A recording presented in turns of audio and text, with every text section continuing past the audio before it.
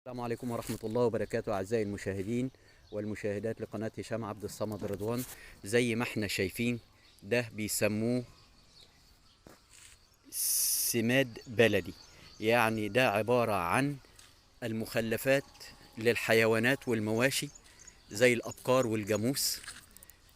بيبقى في الحظيرة بتاعة الحيوانات، بيجي الفلاح يروح فارش تراب وقش بعد كده مخلفات الحيوان بتنزل عليها وبيجمعها وبيجيبها الحقل هنا لغاية ما بينشفها، وبعد كده بيضيفها إلى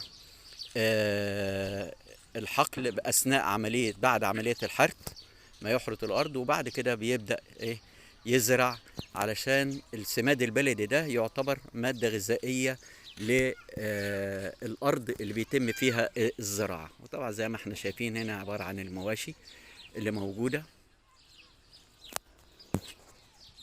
دي المواشي اللي موجودة هنا في الحقل. ده الحقل أو الأراضي الزراعية قبل لحظات الغروب بفترة بسيطة.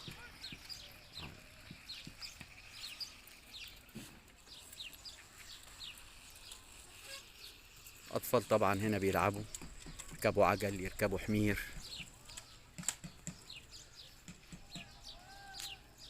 منور يا كابتن أحمد.